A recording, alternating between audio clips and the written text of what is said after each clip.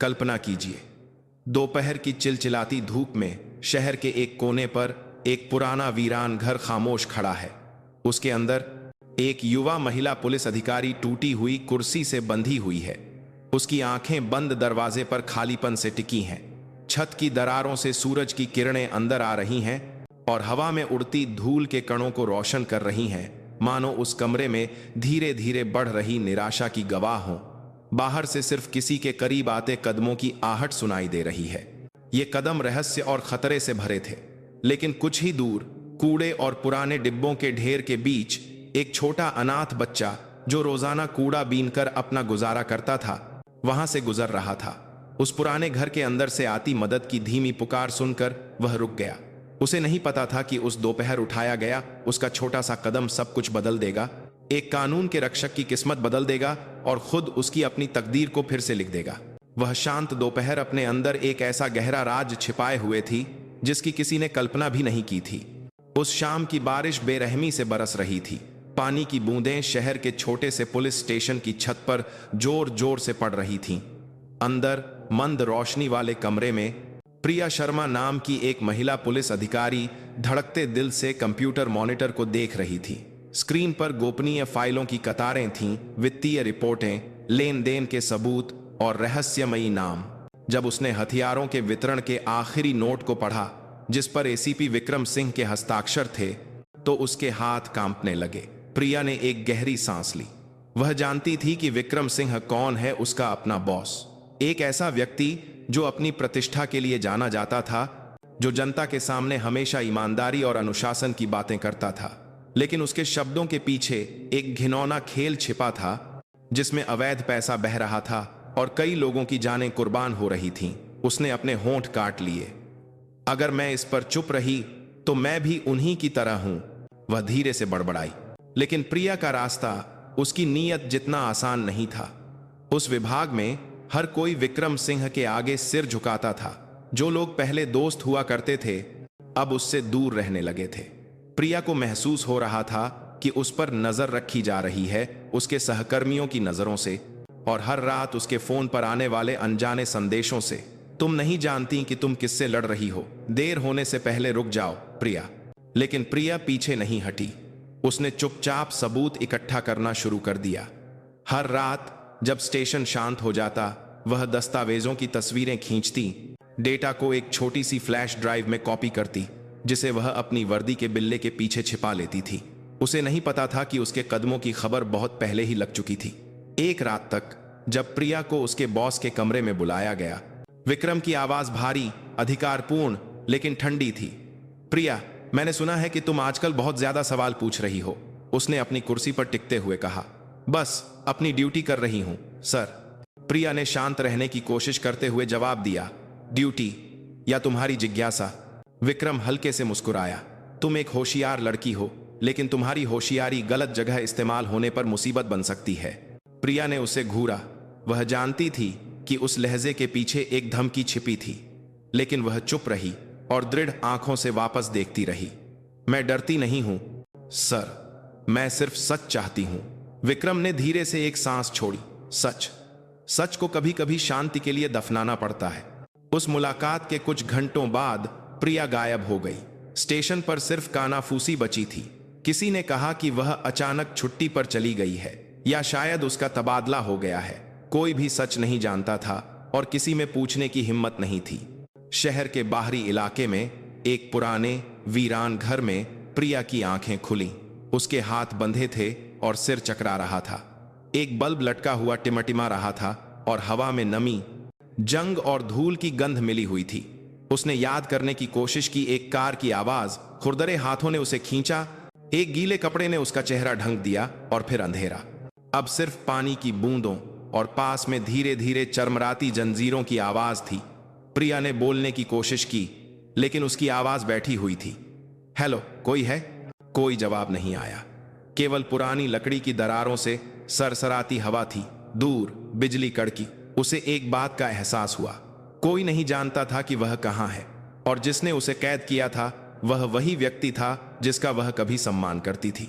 बाहर अभी भी बारिश हो रही थी और एक सुनसान सड़क पर, उस घर से ज्यादा दूर नहीं, अपनी पीठ पर बोरी लादे एक छोटा बच्चा पुरानी बोतलें उठा रहा था, यह जाने बिना कि उस रात उसकी जिंदगी हमेशा के लिए बदलने वाली थी। रात गहरी हो गई, बारिश अभी तक नहीं रुकी थी, लेकिन कीचड़ और पानी से भरी गलियों में एक छोटे बच्चे के कदमों की आहट साफ सुनाई दे रही थी। उसकी पीठ पर एक बोरी लटकी हुई थी, जो प्लास्टिक की बोतलों, डिब्बों और जंग लगे लोहे से आधी भरी हुई थी। उस बच्चे का नाम राजू था, एक 12 साल का अनाथ। उसका शरीर दुबला पतला था, चेहरा गंदा, लेकिन आंखें साफ थीं। राजू रेल की पटरियों के किनारे बनी एक झुग्गी में अकेला रहता था। वह रोजाना कूड़ा बीनता था ताकि एक वक्त की रोटी खरीद सके और कभी कभी स्कूल के लिए कुछ सिक्के बचा सके। उस रात आसमान के गरजने के बावजूद वह काम करता रहा। अगर कल खाना नहीं मिला तो किसे फर्क पड़ता है। उसने धीरे से बड़बड़ाते हुए केले के पेड़ के नीचे से एक पुराना डिब्बा उठाया। जब वह एक सुनसान पगडंडी से गुजर रहा था तो राजू ने कुछ देखा। दूर एक पुराना अंधेरा घर खड़ा था, जिसकी लकड़ी की दीवारें सड़ चुकी थीं। वह उस जगह को जानता था। गांव के लोग उसे भूतिया घर कहते थे। दशकों से कोई भी उसके पास जाने की हिम्मत नहीं करता था, लेकिन बारिश की आवाज के बीच राजू ने कुछ ऐसा सुना जिससे उसके कदम रुक गए। एक धीमी आवाज, बचाओ। राजू ने सिर उठाया। उसने सोचा कि यह सिर्फ हवा की आवाज होगी, लेकिन कुछ सेकंड बाद वह फिर से सुनाई दी। इस बार ज्यादा साफ, ज्यादा हताश, कोई है, मुझे बचाओ। उसने अपना थूक निगला। डर ने उसे तुरंत जकड़ लिया। उसका दिल जोर जोर से धड़कने लगा। उसने उस पुराने घर को देखा, अंधेरा, सुनसान, लेकिन न जाने क्यों उस आवाज ने उसके दिल को पुकारा। बच्चे ने अपनी पीठ पर लटकी बोरी को देखा और फिर उस घर को। अगर सच में कोई अंदर है तो मैं उसे ऐसे कैसे छोड़ सकता हूं, उसने धीरे से खुद से कहा। हिचकिचाते लेकिन दृढ़ कदमों से वह पास गया। कीचड़ भरी जमीन पर उसके हर कदम से छपाक की आवाज गूंज रही थी। पुराने घर का दरवाजा थोड़ा खुला था और हवा से हिल रहा था। राजू ने छोटी सी दरार से झांका और उसी पल उसकी आंखें बड़ी हो गईं। अंदर एक धुंधले बल्ब की मंद रोशनी में एक महिला पुलिस की वर्दी में दिखाई दे रही थी। वह एक कुर्सी पर बैठी थी। उसके हाथ बंधे थे, चेहरा पीला था और मुंह कपड़े से ढका था। वह कमजोरी से छटपटा रही थी, उसकी आंखों में आंसू थे। राजू एक झटके में पीछे हट गया। हे भगवान, यह तो सच में कोई है। उसने नीचे देखा, दाएं बाएं देखा, यह पक्का करने के लिए कि आसपास कोई नहीं है। उसका दिल धड़क रहा था, लेकिन उसके सीने में एक बड़ी दया की भावना उभरी। उसने घर के किनारे से अंदर जाने का रास्ता खोजा। एक लकड़ी की खिड़की जो आधी उखड़ी हुई थी, एकमात्र विकल्प थी। अपने छोटे हाथों से राजू ने एक दरार खोली और अंदर घुस गया। बासी और जंग की गंध उसकी नाक में भर गई। उसके कदम धीमे थे, लेकिन हर तख्ते पर पड़ते ही जोर से आवाज होती। प्रिया, जो आधी बेहोश थी, चौंक कर मुड़ी। एक छोटे बच्चे को बोरी के साथ देखकर उसकी आंखें बड़ी हो गईं। राजू ने जल्दी से फुसफुसाया, चिल्लाना मत दीदी, मैं बस मदद करने आया हूं। प्रिया केवल सिर हिला सकी। उसके गालों पर आंसू बह निकले। वह नहीं जानती थी कि यह बच्चा कौन है, लेकिन डर और दर्द के बीच उस बच्चे का ईमानदार चेहरा एक छोटी सी रोशनी की किरण जैसा लगा। राजू ने प्रिया की कलाई पर लिपटी रस्सी को देखा। उसने अपनी बोरी की जेब से एक पतला लोहे का टुकड़ा निकाला। यह एक पुराने तार का अवशेष था, जिसे वह आमतौर पर कूड़े के ढेर से धातु निकालने के लिए इस्तेमाल करता था। उसने उसे रस्सी में फंसाने की कोशिश की। रात की हवा इतनी ठंडी होने के बावजूद उसके माथे पर पसीना आ गया। चलो चलो, खुल जाओ, वह धीरे से बड़बड़ाया। अचानक बाहर से भारी कदमों और एक कार का दरवाजा जोर से बंद होने की आवाज आई। राजू तुरंत नीचे झुक गया। प्रिया ने घबराहट से उसे देखा। कपड़े के पीछे उसका मुंह कांप रहा था। कोई आ रहा है, आवाज और करीब आ गई। राजू ने जल्दी से उस खिड़की की ओर देखा जहां से वह अंदर आया था। उसने जल्दी से फुसफुसाया, दीदी, हिम्मत रखना, मैं वापस आऊंगा, लेकिन अभी छिप जाओ, आवाज मत करना।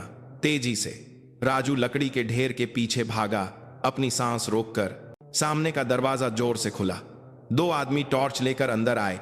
उनमें से एक ने ठंडी आवाज में कहा, बॉस ने कहा है कि यह भाग न पाए, कल इसे दूसरी जगह ले जाएंगे। राजू ने अपनी आंखें बंद कर लीं। वह लकड़ी की दरार से देख सकता था। वह महिला पुलिस अधिकारी निराश होकर सिर झुकाए हुए थी। उस छोटे बच्चे ने अपने होंठ काट लिए। उसके सीने में एक ऐसी हिम्मत जागी जो उसने पहले कभी महसूस नहीं की थी। उस रात उस शांत और नम घर में दो आत्माओं की किस्मत जो अन्याय में फंसी हुई थीं, आपस में जुड़ने लगी। एक सत्ता के कारण दबी हुई थी और दूसरी गरीबी के कारण, लेकिन दोनों नहीं जानते थे कि उनकी यह मुलाकात उनकी जिंदगी हमेशा के लिए बदल देगी। बारिश और तेज हो गई। बाहर बिजली की गड़गड़ाहट उस पुराने घर के चारों ओर घूम रहे पहरेदारों के कदमों की आवाज को दबा रही थी। राजू अभी भी सड़ी हुई लकड़ी के ढेर के पीछे छिपा हुआ था। उसका शरीर कांप रहा था, ठंड से नहीं बल्कि उस डर से जो उसकी छोटी सी हिम्मत को निगलने वाला था। उसने एक संकरी दरार से झांका। वे दोनों आदमी प्रिया को जहां बंदी बनाया गया था उससे ज्यादा दूर नहीं खड़े थे। उनकी टॉर्च की रोशनी उस महिला पुलिस अधिकारी के चेहरे पर पड़ रही थी जो अब कमजोर होने का नाटक करते हुए चुपचाप सिर झुकाए हुए थी। अभी भी होश में है क्या? एक आदमी ने खुरदरी आवाज में पूछा। लगता तो है, लेकिन छोड़ दे, कल तक मामला खत्म हो जाएगा। बॉस ने कहा है कि किसी को इस बारे में पता नहीं चलना चाहिए। ये शब्द राजू के सीने में चाकू की तरह चुभ गए। वह पूरी तरह से नहीं समझ पाया कि उनका क्या मतलब था, लेकिन वह एक बात जानता था, वे लोग बुरा काम कर रहे थे और वर्दी वाली वह महिला बहुत बड़े खतरे में थी। राजू ने अपना थूक निगला। उसका दिमाग तेजी से काम करने लगा, कोई रास्ता खोजने लगा। अगर वह अभी बाहर भागता है तो शायद मदद ला सकता है, लेकिन रात बहुत हो चुकी थी और यह घर बस्ती से बहुत दूर था। तेज बारिश ने सड़क को कीचड़ भरा बना दिया था। अगर वह चला गया तो शायद जब तक वह वापस आए उस महिला की जान जा चुकी हो। बच्चे ने अपनी आंखें बंद कर लीं। उसे अपनी मां का धुंधला चेहरा याद आया, कुछ साल पहले मरने से पहले उसकी कोमल मुस्कान। बेटा, अगर तुम किसी को मुश्किल में देखो तो जितनी हो सके मदद करना। भगवान मदद की छोटाई बड़ाई नहीं देखते, बल्कि तुम्हारे दिल में नीयत देखते हैं। ये शब्द उसके दिमाग में गूंज उठे। उसने अपनी आंखें खोली, एक गहरी सांस ली और उसके सीने का डर धीरे धीरे एक दृढ़ संकल्प में बदल गया। धीमे और सतर्क कदमों से राजू अपने छिपने की जगह से बाहर निकला। उसने इंतजार किया जब तक कि दोनों आदमी दूसरे कमरे में नहीं चले गए। जैसे ही वे दरवाजे के पीछे गायब हुए, वह तेजी से प्रिया की ओर भागा। दीदी, मैं फिर आ गया। वही बच्चा, उसने जल्दी से फुसफुसाया। मैं फिर से मदद करता हूं, लेकिन आवाज मत करना। प्रिया ने सिर हिलाया। उसकी आंखों में आंसू थे। वह बोल नहीं सकती थी, लेकिन उसकी आंखों में उम्मीद भरी थी। राजू ने फिर से अपना छोटा तार निकाला। कांपते हाथों से उसने प्रिया की कलाई को जकड़ने वाली रस्सी की गांठ को खोलने की कोशिश की। रस्सी सख्त और मोटी थी, लेकिन राजू ने हार नहीं मानी। उसने खींचा, घुमाया और तार के सिरे को धैर्यपूर्वक रगड़ा। समय धीरे धीरे बीत रहा था, हर सेकंड हमेशा के लिए लग रहा था। अचानक फिर से कदमों की आहट सुनाई दी। कमरे का दरवाजा थोड़ा खुला। राजू जम गया, अपनी सांस रोक ली। वह नीचे झुककर जमीन से चिपक गया, जबकि प्रिया ने बेहोश होने का नाटक किया। अंदर आए आदमी ने पास आकर टॉर्च की रोशनी डाली। लगता है अब कमजोर पड़ गई है, वह बड़बड़ाया। अच्छा है, कल आसानी होगी। उसने प्रिया के बगल में रखी कुर्सी को धीरे से लात मारी और फिर जम्हाई लेते हुए बाहर चला गया। जैसे ही दरवाजा बंद हुआ, राजू ने अपनी कोशिश जारी रखी। एक आखिरी घुमाव के साथ रस्सी आखिरकार खुल गई। प्रिया ने अविश्वास से उस बच्चे को देखा। उसके गालों पर आंसू गिरे, दर्द से नहीं बल्कि कृतज्ञता से। उसने राजू की मदद से अपने मुंह से कपड़ा हटाया और धीरे से फुसफुसाई। उसकी आवाज बैठी हुई थी। तुम कौन हो बेटा? मैं राजू हूं दीदी, कूड़ा बीनता हूं। मैंने आपको मदद के लिए पुकारते सुना। तुम बहुत बहादुर हो। नहीं दीदी, मैं बस नहीं चाहता कि किसी को चोट पहुंचे। प्रिया कमजोर शरीर के बावजूद हल्के से मुस्कुराई। शुक्रिया, उसने धीरे से कहा। राजू ने उसका हाथ पकड़ा। हमें अभी बाहर निकलना होगा दीदी। लेकिन धीरे धीरे, बाहर अभी भी लोग हैं। वे धीरे धीरे उस खिड़की की ओर चले जिसका इस्तेमाल राजू ने अंदर आने के लिए किया था। प्रिया लंगड़ा रही थी।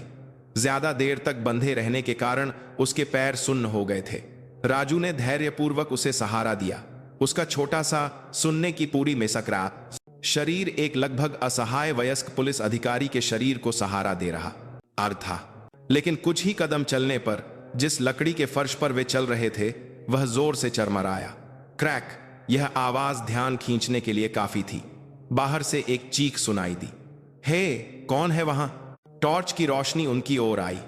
राजू ने तुरंत प्रिया को खिड़की की ओर धकेला और धीरे से चिल्लाया, कूदो दीदी जल्दी। प्रिया एक पल के लिए हिचकिचाई, लेकिन उस बच्चे की आंखों में इतना यकीन था, पूरी ताकत से वह बाहर कूद गई। कीचड़ भरी जमीन पर गिर पड़ी। राजू तुरंत उसके पीछे कूदा। घर के अंदर से भारी कदमों की आवाज उनका पीछा कर रही थी। पकड़ो उन्हें। वे दोनों पूरी ताकत से भागे, अंधेरे और बारिश को चीरते हुए, झाड़ियों और कीचड़ से गुजरते हुए। उनकी सांसें फूल रही थीं, लेकिन कोई नहीं रुका। पीछे टॉर्च की रोशनी एक शैतान की आंख की तरह उनका पीछा करती रही, जो उन्हें छोड़ना नहीं चाहती थी। उस रात गलियों में रहने वाला एक कूड़ा बीनने वाला बच्चा एक गुमनाम नायक बन गया, और एक महिला पुलिस अधिकारी जिसने उम्मीद खो दी थी, उसे विश्वासघात के अंधेरे के बीच एक छोटी सी रोशनी मिली। राजू और प्रिया बिना पीछे मुड़े दौड़ते रहे। बारिश एक पानी के पर्दे की तरह गिर रही थी, जो उन्हें दुनिया से अलग कर रही थी। बिजली की चमक कभी कभी कीचड़ भरे रास्ते को रोशन कर देती, जिससे राजू का कीचड़ से सना चेहरा और प्रिया का दर्द से कांपता शरीर दिखाई देता। दोनों की सांसें तेज पानी की आवाज और पीछा करने वालों के करीब आते कदमों के बीच फंसी हुई थीं। उन्हें पकड़ो, भागने मत देना, पीछे से आवाज गूंजी। राजू ने एक पल के लिए पीछे मुड़कर देखा और बारिश में तेजी से दौड़ते हुए 2 टॉर्च वाली परछाइयां देखी। उसका दिल लगभग निकल गया, लेकिन उसने प्रिया का हाथ और कसकर पकड़ लिया। इधर से दीदी। शकरकंद के खेत के पीछे से प्रिया ने कमजोरी से सिर हिलाया। उसके पैर अभी भी भारी महसूस हो रहे थे। रस्सी के निशान कलाई पर लाल घाव छोड़ गए थे, लेकिन उसने अपने शरीर को चलने के लिए मजबूर किया। वह जानती थी कि अगर वह अब रुक गई तो सब कुछ खत्म हो जाएगा। उनके पैरों के नीचे की जमीन फिसलन भरी थी। राजू लगभग फिसल गया था, लेकिन प्रिया ने उसे पकड़ लिया। भले ही उसका अपना शरीर गिरने वाला था। 2 असंतुलित शरीर, एक छोटा बच्चा और एक वयस्क पुलिस अधिकारी, अब जीवन और मृत्यु की इस दौड़ में एक दूसरे का सहारा बन गए थे। बिजली फिर से कड़की, उनके आसपास के पेड़ों को रोशन करते हुए। दूर एक छोटा लकड़ी का पुल दिखाई दिया, जो बारिश के कारण उफनती एक छोटी नदी पर बना था। राजू ने उसकी ओर इशारा किया, हम वहां से पार करेंगे दीदी।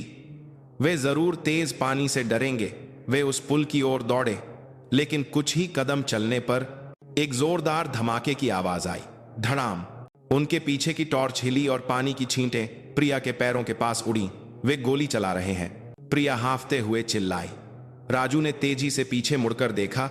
उसका चेहरा पीला पड़ गया था, लेकिन वह रुका नहीं। उसने प्रिया का हाथ पकड़ा, उसे तेज धारा के बीच हिलते हुए लकड़ी के पुल पर जोर से खींचा। जब भी वे उस पर कदम रखते, लकड़ी चरमराती। आधे रास्ते में पुल का एक तख्ता अचानक टूट गया। राजू लगभग नदी में गिर गया था, लेकिन प्रिया ने उसे सही समय पर खींच लिया। पकड़े रहो राजू, छोड़ना मत। मैं ठीक हूं दीदी, चलते रहो। बड़ी मुश्किल से उन्होंने पार किया। दूसरी तरफ राजू ने एक बड़े पेड़ के नीचे एक टूटी फूटी झोपड़ी देखी। उसने उसकी ओर इशारा किया, हम पहले वहां छिपेंगे दीदी, जल्दी चलो। वे उस झोपड़ी में घुस गए, बांस की दीवारों के पीछे छिप गए। दोनों की सांसें फूल रही थीं। बाहर कदमों की आवाज और टॉर्च अभी भी घूम रही थीं, लेकिन तेज बारिश के कारण उनके पैरों के निशान छिप जाने से वे दूर जा रहे थे। प्रिया दीवार से सटकर बैठ गई। उस बच्चे को देखने लगी जो अब एक छोटे लकड़ी के डंडे से दरवाजा बंद करने की कोशिश कर रहा था। वह उस साहसी छोटे चेहरे को लंबे समय तक देखती रही। तुमने मेरी मदद क्यों की? तुम तो भागकर खुद को बचा सकते थे। राजू ने उसे देखा। उसका चेहरा मासूम था, लेकिन उसकी आंखें दृढ़ थीं, क्योंकि अगर मैं चला जाता तो आपकी मदद कौन करता? प्रिया अपनी भावनाओं को रोक नहीं पाई। उसके आंसू बारिश के पानी में मिल गए, जो अभी भी उसके बालों से टपक रहा था। उसने राजू के हाथ पर एक छोटा सा घाव देखा।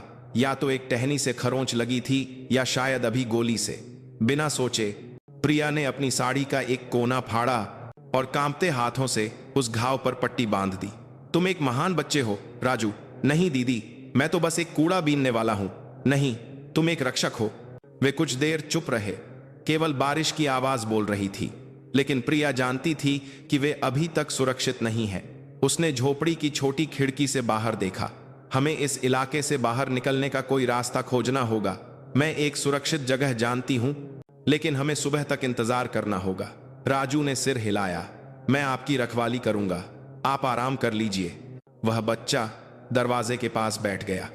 उसका शरीर कांप रहा था, लेकिन उसकी आंखें खुली रहीं। बाहर की हर आवाज उसे सतर्क कर देती।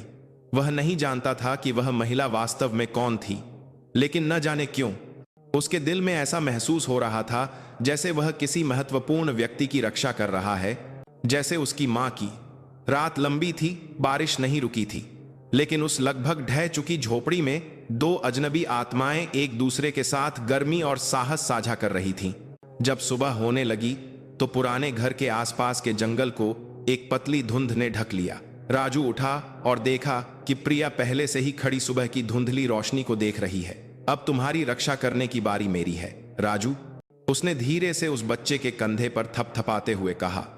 और उन्हें एहसास नहीं हुआ, दूर विक्रम सिंह का एक आदमी काले सूट में अपना फोन उठाकर दूसरी तरफ धीरे से कह रहा था, बॉस, वे अभी भी जिंदा हैं। सुबह की धुंध अभी भी पेड़ों के बीच लटकी हुई थी। रात भर की बारिश ने गीली मिट्टी की महक और त्वचा को चुभने वाली ठंडी हवा छोड़ दी थी।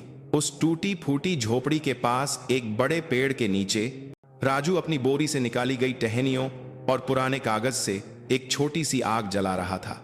आग छोटी थी, लेकिन उन दोनों के शरीर को गर्म करने के लिए काफी थी। प्रिया दीवार से सटकर बैठी थी। उसका चेहरा अभी भी पीला था, लेकिन उसकी आंखें अब ज्यादा शांत थीं।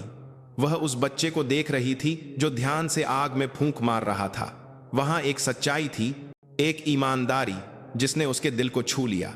तुम अक्सर यहां आते हो? प्रिया ने धीरे से पूछा। हाँ दीदी, मैं आमतौर पर बोतलें खोजने के लिए घूमता हूं। कभी कभी बारिश होती है तो मैं उस झोपड़ी में सो जाता हूं। अकेले? हाँ दीदी, मुझे आदत हो गई है। प्रिया चुप हो गई। अचानक उसके अपने बचपन की छायाएं सामने आ गईं। संघर्ष, हानि और अकेले होने के बावजूद मजबूत होने की इच्छा। लेकिन राजू अलग था। उस बच्चे का कोई नहीं था, फिर भी उसका दिल साफ था। उसने एक लंबी सांस ली। राजू, क्या तुम जानते हो कि वे लोग कौन थे जिन्होंने मुझे कैद किया था? राजू ने ना में सिर हिलाया। नहीं पता दीदी, लेकिन जिस तरह से वे बात कर रहे थे, लगता है वे बहुत बुरे लोग हैं। प्रिया ने बढ़ती हुई आग को देखा। वे मेरे अपने बॉस के आदमी हैं। राजू ने ऊपर देखा, उसकी आंखें फैल गईं। आपके बॉस के? हाँ, मैं पुलिस में काम करती हूं और मैं ऐसी बातें जान गई थी जो मुझे नहीं जाननी चाहिए थी। प्रिया ने नीचे देखा, अपने ठंडे हाथों को पकड़कर। उसकी आवाज कांप रही थी लेकिन दृढ़ थी। मेरे बॉस का नाम विक्रम सिंह है। जनता के सामने वह एकदम सही दिखता है, लेकिन उसके पीछे वह अपने अधिकार का दुरुपयोग करता है, हथियार बेचता है, मामले सेट करता है और उन लोगों को भी रास्ते से हटा देता है जो बहुत ज्यादा जानते हैं। मैं उनमें से एक थी जो जान गई थी। राजू ने उसे देर तक देखा। तो आप उसके खिलाफ रिपोर्ट करने वाली थीं? प्रिया ने सिर हिलाया। लेकिन इससे पहले कि मैं कर पाती, मुझे अगवा कर लिया गया। उन्होंने सोचा कि मैं हमेशा के लिए गायब हो गई हूं। बच्चा चुप हो गया, फिर धीरे से बोला, इसका मतलब है कि वे आपको फिर से ढूंढेंगे? प्रिया ने उसे देखा और धीरे धीरे सिर हिलाया। हाँ, इसीलिए हमें यहां से जल्दी निकलना होगा, इससे पहले कि वे हमें ढूंढ लें। बाहर से एक टहनी टूटने की आवाज आई। दोनों तुरंत तन गए। राजू ने छोटी सी आग को मिट्टी से ढक दिया और जल्दी से फुसफुसाया, दीदी छिप जाओ। प्रिया बोरियों के ढेर के पीछे छिप गई, जबकि राजू बांस की दीवार की दरार से झांकने लगा। दूर सादे कपड़ों में दो आदमी हाथ में रेडियो लेकर इलाके की तलाशी ले रहे थे। उनमें से एक धीरे धीरे बोल रहा था, लेकिन धुंध के बीच साफ सुनाई दे रहा था, पैरों के निशान इस तरफ हैं। बॉस ने कहा है कि जब तक मिल न जाएं, ढूंढते रहो। राजू ने अपनी सांस रोक ली। वे आदमी और करीब आ रहे थे। उसने कीचड़ भरी जमीन पर रात में छोड़े गए पैरों के निशान देखे। एक आदमी ने झोपड़ी की ओर इशारा किया। वहां जाकर देखो। राजू ने तेजी से प्रिया की ओर देखा। उनकी आंखें घबराहट में मिलीं। प्रिया ने चुप रहने का इशारा किया, लेकिन बच्चे ने दूसरी तरफ देखा, लकड़ी और खाली बोतलों के ढेर की ओर। उसके दिमाग में एक विचार आया। जब पहला आदमी लगभग पास आ गया, राजू ने चुपके से एक खाली बोतल दाईं ओर की झाड़ियों में फेंक दी। खटाक! बोतल टूटने की आवाज ने दोनों आदमियों को तुरंत उस ओर मुड़ने और दौड़ने पर मजबूर कर दिया। वहां कोई आवाज हुई। जैसे ही वे दूर गए, राजू ने प्रिया का हाथ खींचा। अब दीदी, पीछे से। वे धुंध में भागे, उस खाली झोपड़ी को पीछे छोड़कर। दोनों की सांसें फिर से फूल रही थीं, लेकिन इस बार प्रिया जानती थी, उसके सामने का बच्चा सिर्फ एक बचाने वाला नहीं, बल्कि एक तेज सोचने वाला भी था। लगभग 1 घंटे तक जंगल और छोटे दलदल से गुजरने के बाद वे एक सुनसान राजमार्ग पर पहुंचे। दूर एक बोर्ड पर लिखा था, पुराना बस टर्मिनल 3 किमी। प्रिया एक पल के लिए रुकी, उस सड़क को देखा, फिर कहा, अगर हम टर्मिनल तक पहुंच सकते हैं तो मैं एक पुराने दोस्त से संपर्क कर सकती हूं। वह एकमात्र व्यक्ति है जिस पर भरोसा किया जा सकता है। राजू ने तेजी से सिर हिलाया।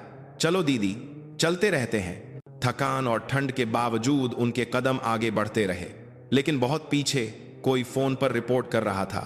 उसकी आवाज भारी और ठंडी थी। बॉस, हमें झोपड़ी में आग के निशान मिले हैं। वे अभी भी पास में हैं। अगले आदेश का इंतजार है। समय बर्बाद मत करो। दूसरी तरफ से आवाज आई, उन्हें जिंदा पकड़ो। और शहर के केंद्र में एक आलीशान कार्यालय में एसीपी विक्रम सिंह एक सीसीटीवी मॉनिटर को देखते हुए तिरछे मुस्कुराया। तुमने सोचा कि तुम मुझसे छिप सकती हो प्रिया? उसने धीरे से कहा। मैंने यह सिस्टम बनाया है और मैं ही तुम्हें इससे मिटाऊंगा। इस बीच एक सुनसान सड़क पर धुंध के बीच राजू और प्रिया चलते रहे, यह जाने बिना कि उनके हर कदम का पीछा किया जा रहा है। लेकिन वे यह भी नहीं जानते थे कि किस्मत ने उन दोनों के लिए कुछ बहुत बड़ा तैयार कर रखा था। आसमान सफेद होने लगा। सूरज अभी पूरी तरह से नहीं निकला था, लेकिन पतली धुंध छांटने लगी थी, जिससे वह लंबा रास्ता दिखाई दे रहा था जिस पर वे सुबह से चल रहे थे। प्रिया और राजू उस पगडंडी के किनारे चल रहे थे जो पुराने बस टर्मिनल की ओर जाती थी, एक ऐसी जगह जिसके बारे में कहा जाता था कि वह सालों से बंद है। राजू कभी कभी पीछे मुड़कर देखता, उसकी आंखें सतर्क थीं। हर टहनी टूटने की आवाज से उसका दिल जोर से धड़कता। वह जानता था कि वे अभी तक सुरक्षित नहीं है, लेकिन प्रिया का दृढ़ चेहरा उसे भी साहसी बना रहा था। दीदी, क्या हम सच में उस टर्मिनल पर जा रहे हैं? लोग कहते हैं कि वह जगह अब इस्तेमाल नहीं होती, राजू ने कहा। इसीलिए तो कोई नहीं सोचेगा कि हम वहां जाएंगे, प्रिया ने जवाब दिया। और मुझे किसी को एक संदेश भेजना है। वही एकमात्र व्यक्ति है जो मदद कर सकता है। कुछ घंटों बाद वे सुनसान पुराने टर्मिनल क्षेत्र में पहुंचे। काई लगी एक बड़ी इमारत जिसकी पेंट उखड़ चुकी थी और धूल भरी इंतजार की कुर्सियां। टूटी हुई छत पर कौवे उड़ रहे थे, एक से सत रहा एक बड़ी इमारत को, जिससे माहौल और भी भयानक लग रहा था। राजू धीरे से फुसफुसाया, डरावना है दीदी। प्रिया ने चारों ओर देखा। हाँ, लेकिन कभी कभी सच ऐसी ही जगहों पर छिपा होता है। वे पूर्व टिकट काउंटर के कमरे में गए। प्रिया ने एक पुरानी दराज खोली और कुछ बचे हुए कागज और पुराने तार पाए। उसने अपने फोन को ठीक करने की कोशिश की जो रात में गिरने से खराब हो गया था। उसके हाथ कांप रहे थे। देखने की बात में सामने अपने पुरानी की कोशिश, लेकिन उसकी आंखें तेज और केंद्रित थीं। चालू हो जाओ, चलो, वह बड़बड़ाई। कई असफल प्रयासों के बाद आखिरकार फोन की स्क्रीन मंद रोशनी से जल उठी। प्रिया ने तुरंत एक संपर्क खोला और एक तेज संदेश भेजा। मदद चाहिए। लोकेशन पुराना bus terminal, target Vikram Singh. सबूत अभी भी सुरक्षित है। राजू उत्सुकता से देख रहा था। आपने किसे भेजा दीदी? मेरे एक पुराने दोस्त को, इंटरनल यूनिट में, जो अभी भी ईमानदार है, प्रिया ने संक्षिप्त जवाब दिया। लेकिन इससे पहले कि वह फोन बंद कर पाती, टर्मिनल के बाहर से कदमों की आहट सुनाई दी। गीले फर्श पर भारी जूते, उनकी गूंज डरावनी लग रही थी। दीदी, राजू फुसफुसाया। कोई है?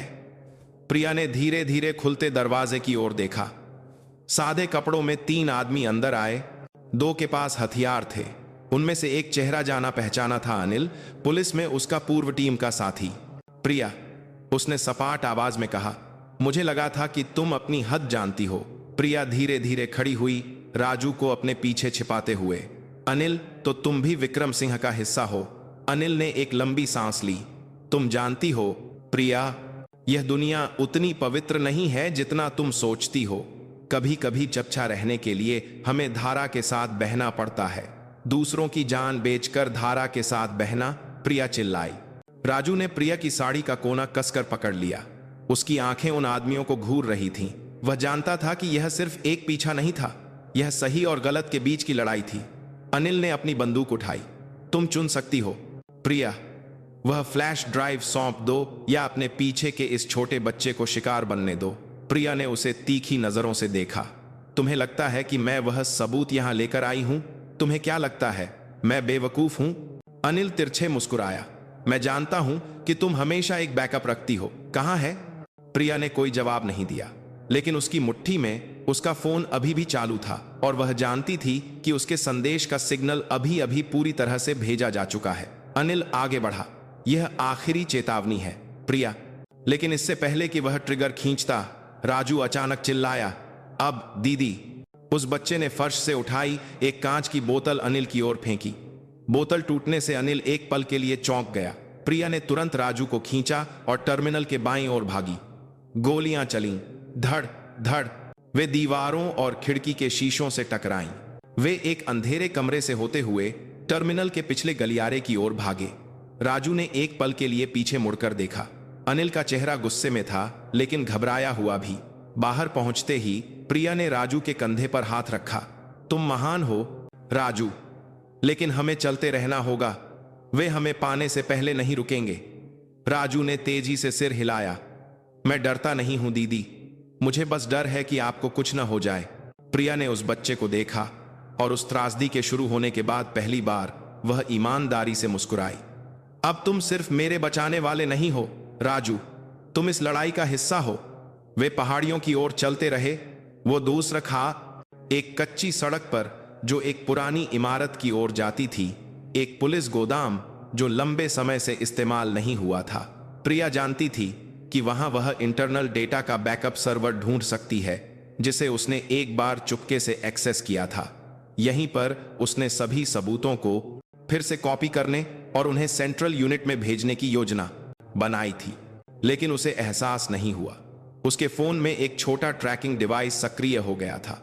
अपने आलीशान कार्यालय में विक्रम सिंह ने अपने जीपीएस स्क्रीन पर एक लाल बिंदु को पश्चिम की ओर बढ़ते देखा। वह ठंडा मुस्कुराया। तुम वाकई होशियार हो प्रिया, लेकिन तुम भूल गई, यह सिस्टम मैंने बनाया है। इस बीच भूरे आसमान के नीचे प्रिया और राजू एक ऐसी किस्मत की ओर बढ़ रहे थे जो सब कुछ तय करने वाली थी, सच्चाई या मौत। शाम ढल रही थी। आसमान में काले बादल घुमड़ रहे थे। ऐसा लग रहा था मानो धरती भी उस लड़ाई को देख रही थी जो जल्द ही शुरू होने वाली थी। पहाड़ियों के शांत इलाके के बीच एक पुराना गोदाम खड़ा था जो कभी पुलिस के रसद भंडारण के लिए इस्तेमाल होता था। इमारत जंग लगी हुई थी। लोहे के दरवाजे आधे खुले थे और जंगली घास ने रास्ता ढक लिया था। प्रिया और राजू हांफते हुए वहां पहुंचे। उनके शरीर बारिश से भीगे हुए थे, लेकिन प्रिया की आंखों में एक दृढ़ संकल्प था। हम लगभग पहुंच गए हैं राजू। यहां अंदर कुछ ऐसा है जो उनके सभी अपराधों को साबित कर सकता है। राजू ने सतर्कता से गोदाम को देखा। यह जगह डरावनी है दीदी, लेकिन मैं आपके साथ हूं। प्रिया ने उसके कंधे पर थपथपाया। तुम एक बहादुर बच्चे हो। अगर बाद में कुछ होता है तो तुम्हें भागना होगा, समझे? मैं आपको छोड़कर नहीं जाऊंगा। प्रिया केवल कड़वाहट से मुस्कुराई।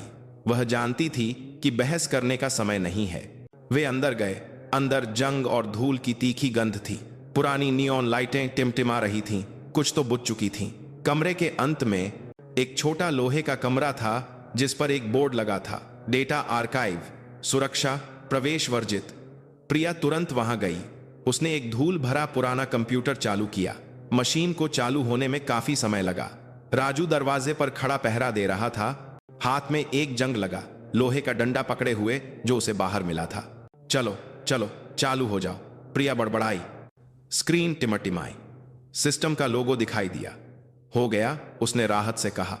उसने तुरंत अपनी जेब से एक छोटी फ्लैश ड्राइव डाली। तस्करी, रिश्वतखोरी और हत्या के सबूतों की एकमात्र कॉपी जो विक्रम सिंह और उसके गिरोह ने की थी। लेकिन अपलोड प्रक्रिया पूरी होने से पहले बाहर से कार के इंजन की आवाज आई। एक नहीं बल्कि कई। हेडलाइट्स की रोशनी दीवार की दरारों से अंदर आई। राजू मुड़ा, उसका चेहरा तनाव में था। दीदी, वे आ गए। प्रिया ने स्क्रीन को देखा। भेजने की प्रक्रिया अभी 70% थी। उसने अपने होंठ काट लिए। हमें उन्हें खत्म होने तक रोकना होगा। बाहर से एक जोरदार आवाज आई, प्रिया बाहर आओ, यह आखिरी मौका है। यह कमिश्नर विक्रम सिंह की आवाज थी।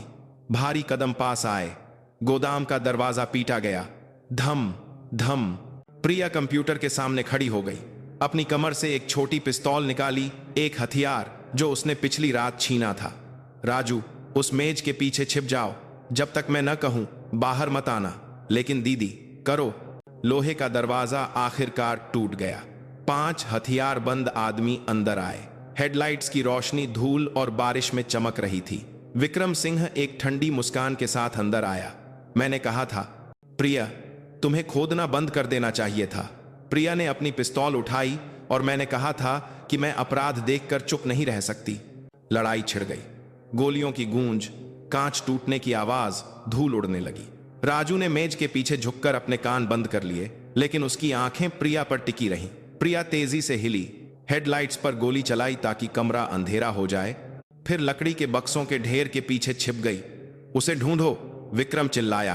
अंधेरे में प्रिया ने अपनी सांस रोक ली। उसने छत से लटकते बिजली के तार और हमलावरों के पैरों के नीचे पानी का जमाव देखा। एक विचार आया। उसने पिस्तौल ली और उस तार पर गोली चलाई। जैब! बिजली चमकी और 2 गार्ड तुरंत करंट लगने से गिर पड़े। कमरा धुएं से भर गया, जलने की गंध आने लगी।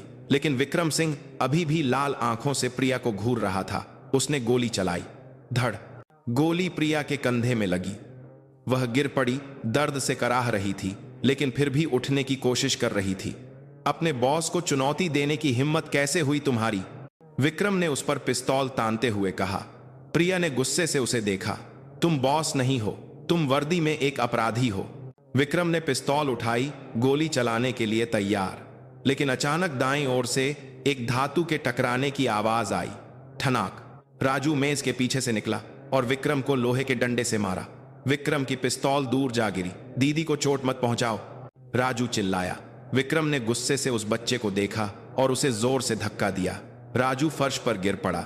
लेकिन उसी समय कंप्यूटर से टिंग की आवाज आई। एक 100% डेटा सफलतापूर्वक भेजा गया। प्रिया कमजोरी से मुस्कुराई। खत्म हो गया। विक्रम घबराहट में कंप्यूटर की ओर मुड़ा, लेकिन इससे पहले कि वह कुछ कर पाता, दूर से सायरन की आवाज सुनाई देने लगी। पुलिस की गाड़ी आ रही है, राजू ने राहत से फुसफुसाया। विक्रम ने पिछले दरवाजे से भागने की कोशिश की, लेकिन पुलिस की इंटरनल टीम ने घेरा डाल लिया था। लाल नीली बत्तियां बारिश में नाच रही थीं। जूतों की धमक सुनाई दी। एक महिला अधिकारी पास आई और विक्रम पर पिस्तौल तान दी। अपने हथियार डाल दो, विक्रम। सारे सबूत अब हमारे पास हैं। विक्रम ने हथकड़ी लगने से पहले प्रिया को नफरत भरी नजरों से देखा। प्रिया घुटनों के बल गिर पड़ी, अपने कंधे से खून रोकते हुए। राजू रोते हुए उसकी ओर भागा। दीदी, मुझे छोड़कर मत जाना। प्रिया कमजोरी से मुस्कुराई और उस बच्चे के बालों को सहलाया। तुमने मुझे बचाया, राजू। अगर तुम न होते तो शायद मैं आज जिंदा न होती। मेडिकल टीम प्रिया को स्ट्रेचर पर ले गई। राजू ने उसका हाथ कसकर पकड़ रखा था। आसमान साफ होने लगा। बारिश रुक गई। सूरज बादलों के पीछे से निकला, मानो एक लंबी अंधेरी रात के अंत का संकेत दे रहा हो। और उस कूड़ा बीनने वाले बच्चे के चेहरे पर एक छोटी सी मुस्कान थी। एक ऐसे व्यक्ति की मुस्कान जिसने एक पुलिस अधिकारी की और शायद अपनी पूरी जिंदगी की किस्मत बदल दी थी। उस पुराने गोदाम की घटना को कई हफ्ते बीत चुके थे। शहर धीरे धीरे शांत हो गया था। हालांकि पुलिस विभाग में बड़े घोटाले की खबर अभी भी हर जगह चर्चा का विषय थी। कमिश्नर विक्रम सिंह का नाम अब सभी अखबारों की सुर्खियों में था। भ्रष्टाचार और हत्या का आरोपी वरिष्ठ पुलिस अधिकारी अपने ही मातहत के सबूतों की बदौलत गिरफ्तार। लेकिन इस सारी हलचल के पीछे 2 ऐसी शख्सियतें थीं जिनकी जिंदगी हमेशा के लिए बदल गई थी। प्रिया, बहादुर महिला पुलिस अधिकारी, और राजू, कूड़ा बीनने वाला बच्चा जिसने उसकी जान बचाई थी। एक सुबह सूरज अस्पताल के कमरे के पर्दों से झांक रहा था। प्रिया व्हीलचेयर पर बैठी थी, साफ सुथरी पुलिस की वर्दी पहने हुए। हालांकि उसका हाथ अभी भी पट्टी में था। उसके सामने राजू अजीब तरह से खड़ा था, हाथ में गर्मा गर्म समोसों का एक पैकेट लिए। दीदी, आपने नाश्ता नहीं किया होगा? मैं यह लाया हूं, अभी भी गर्म है, उसने शर्माते हुए मुस्कुराकर कहा। प्रिया ने उसे कृतज्ञता से देखा। तुम्हें हमेशा याद रहता है राजू, मुझे बहुत खुशी हुई। मैंने वादा किया था ना दीदी कि जब आप ठीक हो जाएंगी तो मैं आपके लिए आपका पसंदीदा खाना लाऊंगा। प्रिया धीरे से हंसी, और तुमने अपना वादा निभाया। उसने धीरे से उस बच्चे के कंधे पर थपथपाया। राजू, मैंने कुछ सोचा है। राजू ने उत्सुकता से देखा। क्या दीदी? प्रिया ने एक गहरी सांस ली। उसकी आवाज कांप रही थी। तुमने मेरी मदद की, मुझे बचाया, यहां तक कि बिना डरे बुरे लोगों का सामना किया। अब मैं तुम्हारी मदद करना चाहती हूं। अगर तुम चाहो तो मैं तुम्हें अपना बेटा बनाना चाहती हूं। राजू चुप हो गया। उसकी आंखें फैल गईं और उसकी आंखों में आंसू भरने लगे। आपका बेटा? हाँ, प्रिया ने ईमानदारी से मुस्कुराया। तुम अब अकेले नहीं रहोगे बेटा। मैं वादा करती हूं कि तुम स्कूल जाओगे, तुम्हें भरपेट खाना मिलेगा, एक घर होगा और एक भविष्य होगा।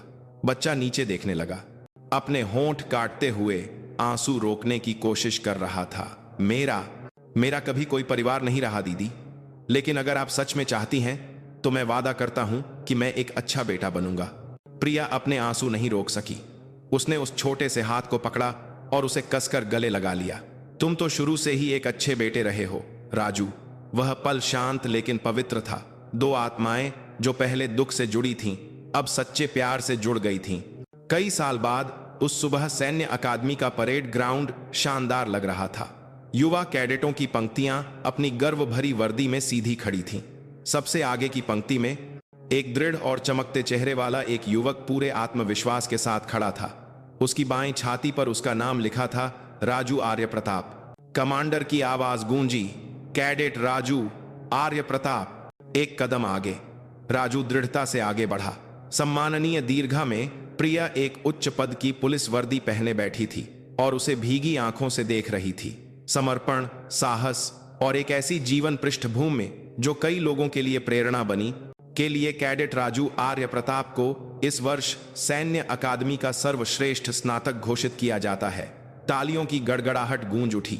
समाचार कैमरों ने उस युवक के चेहरे पर फोकस किया, जिसकी आंखों से अब आंसू बह रहे थे। उसने दीर्घा की ओर देखा और उस शख्सियत को एक कड़ा सलाम किया जिसने उसकी जिंदगी बदल दी थी। प्रिया ने गर्व से मुस्कुराते हुए सलाम का जवाब दिया।